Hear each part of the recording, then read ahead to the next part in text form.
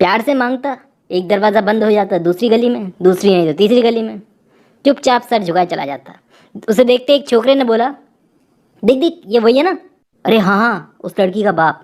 ये कहकर वो दोनों लड़के आपस में उसका मजाक बनाने लगे, इसको गाली देने लगे। वो गांव में डपली बजा बजा के भीख मांग रहा था, तो गांव की औरतें उसे देखकर बोलती दबी आवाज़ में, इसको कौन सा दुख। अब इनको दुख भी कौन सा होता है, भीख नहीं मांगेगा तो जिएगा कैसे बेचारा। इन महारों की बस्ती इस गांव से अलग है। इनकी परछाई भी लोग अपने ऊपर पड़ने नहीं देते थे इस गांव के। और महार जब इन गांव वालों के बीच में आते थे तो ये गांव वालों से डरते थे। ये चुपचाप अपने भीख मांगकर गांव से चला जाया करता था। यहाँ गुरु का बाप रमेश वाकड़े अपने बेटे को बचाने के लिए हर पूरी कोशिश कर रहा था। वो बबन राव के पास में गया, एक पॉलिटिशियन।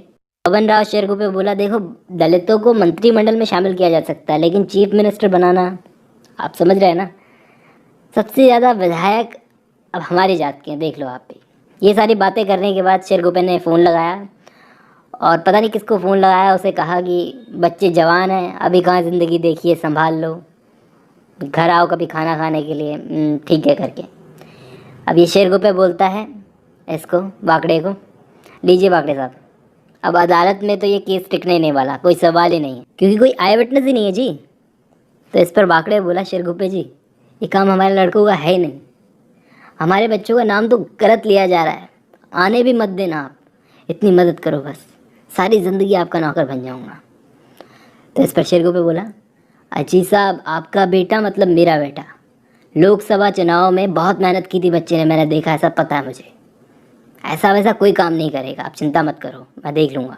अब ये वाकड़े गाड़ी में बैठकर जा रहा था रेस्ट हाउस में, तो रास्ते में वाकड़े को अम्बेडकर का पुतला देखा। ये पुतला इसने पहले भी कई बार देखा था, लेकिन आज जो इसने देखा तो ये चौंक गया देखकर। फिर रास्ते में एक नीला अशोक चक्र लगाए हुए एक गाड़ी, उसके कांच पर लगा हुआ था, कार थी, किसी महार की कार ही होगी। मतलब जहाँ देखो वहाँ इसे दलितों के निशान दिखाई दे रहे थे कि ये लोग कहाँ कहाँ पहुँच गए। फिर रेस्ट हाउस में गया तो वहाँ का चपरासी मजदूर से बोलता है, जय भीम। वाकड़े का पसीना छूट गया, ये समझ गया कि हमसे जो हुआ है वो एक अपराध है, बहुत भयानक आज के टाइम पे। तो ये एक आदमी पर नहीं किया हुआ अपराध है, ये पूरी जात पर किया हुआ अपराध है। आज दलितों के पास बहुत पावर है और हम दबा नहीं सकते इनको। ये एक आदमी नहीं है, इसको एक आदमी समझने की भूल नहीं करनी चाहिए, क्योंकि अम्बेडकर का विचार चिंतन है ये, और विचारों को जितना दफनाया जाता है उतने ज़्यादा फैलते जाते हैं। तो वाकड़े को चारों तरफ अम्बेडकर ही अम्बेडकर दिखाई देने लगे। वो डर सा गया, उसे डर लगने लगा कि अभी कोई आएगा उसका मुंह काला ना कर दे, गाड़ी का कांच ना फोड़ दे और ये खबर अखबारों में ना छप जाए।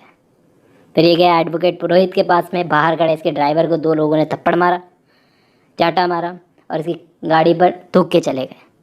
फिर पानी से धोया गाड़ी को। और मीडिया को तो कुछ मिल जाए, जैसे कुत्ते को हड्डी मिल गई।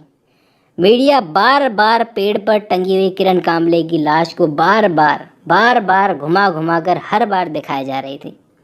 किरण कामले के घर वालों के पास जा जाके परेशान कर रखा था कि देखिए ये किरण कामले का भाई है, भारतीय सेना का जवान, इसकी यूनिफॉर्म को देखिए, इसके चेहरे को देखिए, जब ये देश की रक्षा कर रहा था तो हम इसकी बहन की रक्षा नहीं कर सके, लालत नंबर।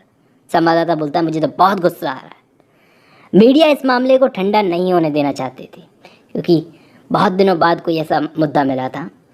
7 महीने गुजर गए थे, लेकिन पुलिस ने अब तक किसी को भी अंदर नहीं किया था।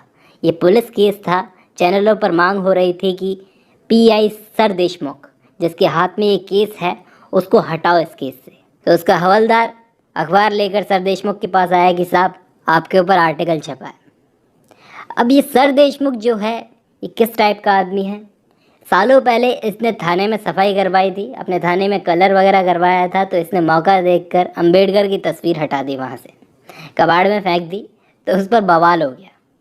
फ़ोटो को वापस टांगा गया और फ़ोटो वहीं पर टंगी सर देशमुख को अपने ज़िंदा होने का एहसास करवाती रहती थी कि तू तो क्या, तेरा बाप भी नहीं हटा सकता मुझे यहाँ से। सर देशमुख दलितों पर जो अत्याचार हुए थे उसकी जाँच करता था, गुनहगारों को बचाता रहता था।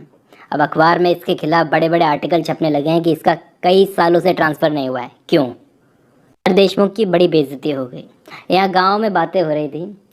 अब 3 जने, शेटे मास्टर, पोस्ट मास्टर और वो ताटे, ये तीनों घूमने जाते थे वॉक करने के लिए शाम के टाइम पर। तो शेटे मास्टर बोलते हैं चलते चलते वॉक करते करते कि मैंने तो किरण को पढ़ाया है। अरे उसका खून किया हुआ गांव की लड़कियों ने स्कूल आना ही बंद कर दिया। बताओ लड़कियों की क्या गलती है इसमें? इसने मर्डर किया, रेप किया, उसको तो सज़ा मिल नहीं रही, और बाकी लड़कियों का स्कूल आना बंद करवा दिया, मतलब सज़ा लड़कियों को मिल रही है। तो इस पर वायरमैन ताटे बोला, अरे मैं बताऊँ किसकी गलती है सारी? सदबा महार की। उसने अपनी लड़की को पढ़ने के लिए भेजा क्यों? क्या ज़रूरत थी? शेटे मास्टर बोले दलित की लड़की थी, अकेली थी, वो पढ़ने आती थी, दलितों में से पहली लड़की थी, इसलिए सब ने उसको अकेला छोड़ दिया। अब दलितों में पहली लड़की थी जो पढ़ रही थी, उसको देख देख के बाकी लड़कियों में भी हिम्मत आ जाती, लेकिन अब कैसे हिम्मत करेंगी खून की बात में बाकी लड़कियां? तो ताटे बोला, शेटे साहब आप इतने काबिल हैं, इतने पढ़े लिखे हैं, इतने सालों से नौकरी कर रहे हैं, लेकिन कहाँ पहुँचे आप? वहीं तो हो, एक मास्टर मामूली से, और आपके साथ पढ़े वो महारों के लड़के बड़े बड़े अधिकारी बन गए, बड़े बड़े प्रधानाध्यापक बन गए, आप कहाँ पे हो? तो इसकी वजह क्या है? रिजर्वेशन, ये ख़त्म करना चाहिए पहले तो। ताटे तो झगड़ने लगा, तो पोस्ट मास्टर बोले बात बदलो बात बदलो। तो ताटे बोला, अरे हाँ हूँ मैं कास्टिस्ट, मैं हूँ जातिवादी। अगर मैं किसी महार को साफ कपड़ों में देखता हूँ ना, तो मुझे लगता है मैं उस पर गोबर फेंक दूँ। अरे हमारे पूर्वज क्या गधे थे? उन्होंने इन्हें गांव से बाहर रखा, कुछ सोच समझ के रखा होगा। देखो मैं आप लोगों की तरह पढ़ा लिखा तो हूँ नहीं, लेकिन साफ दिख रहा है कि गलत हो रहा है, इनको सिर पर चढ़ाना गलत है। आप लोगों को अपना धर्म प्यारा है, वो अम्बेडकर, बताओ। तो इस पर शेटे मास्टर बोले, देख ताटे मैं खुद टीचर हूँ, मुझे मत पढ़ा, ठीक है ना, चुप हो जा, नहीं तो कल से तेरे साथ आऊँगा नहीं यहाँ पे मैं। तो ताटे बोला ठीक है। वो चुपचाप घर की तरफ लौटने लगे, और भी बातें हुई इनमें। ताटे बोला, अब बापू देसाई का नाम भी सामने आ रहा है उनमें, रेपिस्ट में, उसने भी किरण का रेप किया था। शायद गुरु को तो उसका बाप बचा लेगा, किसी और को पहुंचा देगा जेल उसकी जगह पर। तो पोस्ट मास्टर ने पूछा, अरे भाई ताटे तुझे यार इतनी जानकारी मिलती कहाँ से? तो ताटे बोला अपना काम ही यही है। फिर वो बताने लगा कि फलानी जगह पर यूज़ पड़ा हुआ कॉन्डम मिला था। मैं तो बोल रहा हूँ ये मोबाइलों ने ही बर्बाद किया है जवान लड़के लड़कियों को, इसलिए किरण कामले का रेप हुआ और उसका मर्डर हुआ। तो इस पर शेटे मास्टर बोला धीमी आवाज़ में, ताटे एक बात बताओ, किरण का खून उसकी औरत होने की वजह से नहीं हुआ था, बल्कि इस लड़की ने चुनाव के दिनों में अंबेडकर के गीत गाकर दलितों को उकसाया था। वाकड़े फैमिली को ये लड़की खटक रही थी बहुत ज़्यादा, लड़की में दम था, आगे जाके ये प्रॉब्लम बन सकती थी, इसलिए उसको मरवाया गया है। अभी तू देख लेना, दलितों की यंग जनरेशन्स को अपने सारे राइट्स पता हैं, इसलिए वो भिड़ जाते हैं, लेकिन पुराने वाले दलित जो हैं, बड़े बूढ़े, वो आज भी सिर झुका के बात करते हैं। तो आज की वीडियो में बस इतना ही, बाकी की कहानी नेक्स्ट वीडियो में।